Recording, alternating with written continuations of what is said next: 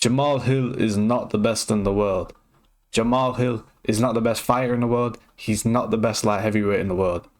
But he's the greatest of all time at making up excuses. It's Jamahal Hill Fight Week. Time to talk about the most interesting thing about Jamahal Hill is constant coping. Jamahal Hill had been making up crazy excuses about all type of things for quite a while now.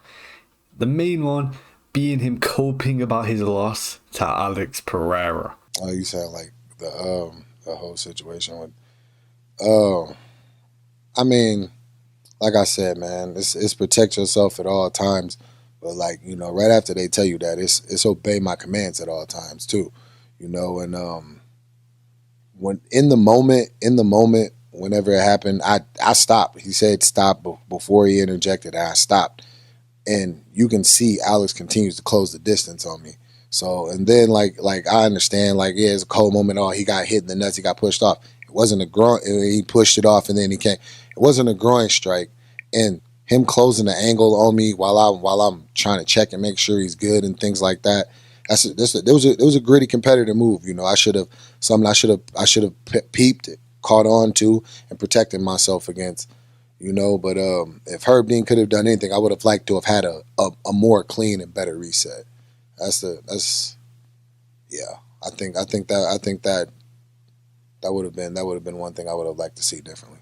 Now, lucky for everyone involved, we do actually have the footage of the fight, believe it or not, Jamahal Hill. We can actually look at things ourselves and not just take your word blindly for it. Now, showing this, I'm going to get demonetized. Okay. I'm going to be making no moolah, but it is what it is. If we look at it, we can see the pause of when Alex gets no shot, okay? The fight clearly gets stopped. Jamahal apologizes, okay? We get a reset, we get a quick high five. At this point, everything goes realistically. Hill starts backing up, Pereira starts advancing.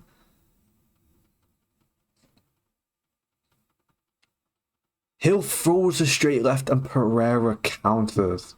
Jamahal knew what it was at this point. He knew it was a fight. He knew that he had to be prepared, and him getting hit with that left hook is entirely his own fault. It's not Alex's fault, and it's definitely not Herb Dean's fault.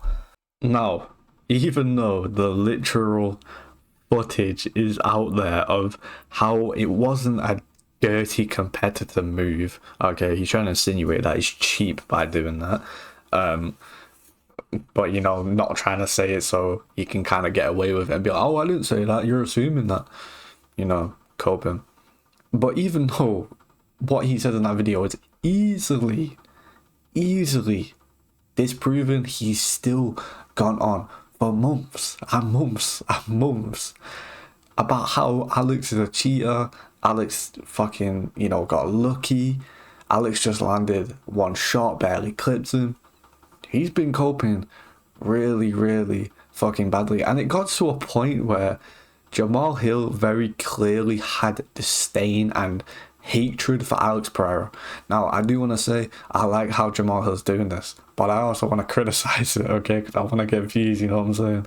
But I do think it's pretty entertaining.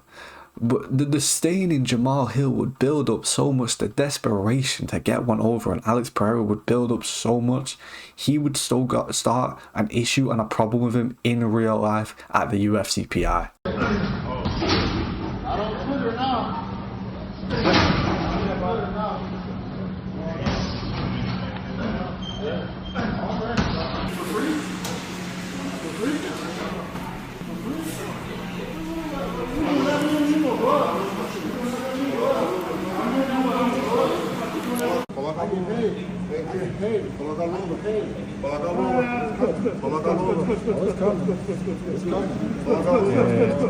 Let's make money. Let's make money.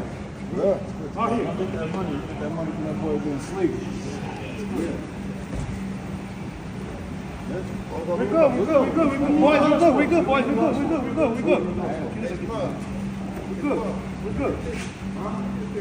In the tank, boys. I'm going to take another back right now. In the tank, boys. I'm going to take another back.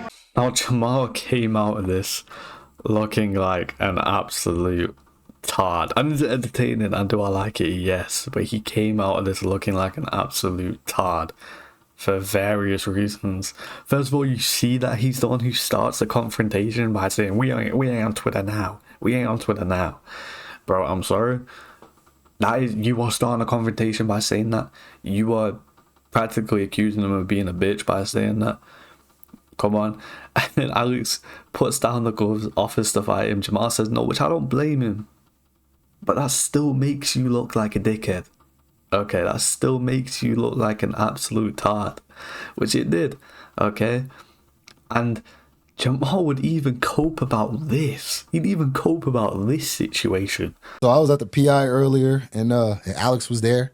Just went to go up and have a conversation. You know, ask him what we doing. Since we don't have to talk about it across Twitter. Initially, when I went up to him, it was smooth. It was like, don't run the heavyweight. We need to run this back. His translator said, like, oh, he said, you still asleep, or you still woke up and shit. Like, I'm wide awake. I'm wide awake now. You can get put to sleep for real. And then it kind of went to a whole like fake ass like, oh yeah, come get the gloves and go in the cage. Which I replied, what the fuck we need gloves for? We not getting paid right now. You know what I mean? I get paid to fight. I get paid to put on gloves and fight. And when I'm out in a situation like that, we could throw hands right now. You know what I mean? It's like, fuck it. We're going to get paid. I'm not going to ruin my bag. Because here's the thing, right? If I'd have just reached over and hit him there and we started fighting right there, I could possibly lose out on the fight, on my next fight, and any opportunities I have left. I got restrictions now at the PI and all these other things and stuff like that. So we get paid. We made a lot of money the first time we fought. Yeah. So why would I not make a lot of money when I knock his ass out the next time? No, what's actually funny is Jamahal is right about the fact of, like, you know, he shouldn't have fought him at the PI. But then why go up to him in the first place? Fucking practically call him a pussy by saying you're not on Twitter anymore, and accuse him of being a pussy by saying don't move up to heavyweight now. You're right, you shouldn't have fought, but you shouldn't have escalated it in the first place. Jamahal Hill, man. Jamahal Hill. Now, listen, Jamahal Hill's entertaining, okay? Bad voice crack, wow, okay. Listen, Jamahal Hill's entertaining. He's retarded, and I like it. I like it, Jamahal Hill, but I'm still going to criticize you, okay? In recent times, Jamahal Hill has become the biggest coper we've ever saw in the UFC, but don't take away the guy's fighting abilities, you know? We'll see against Yuri Prochazka how that goes, but Jamahal Hill, man, you are a coper, bro. You are one big fucking coper, bro, I swear to God.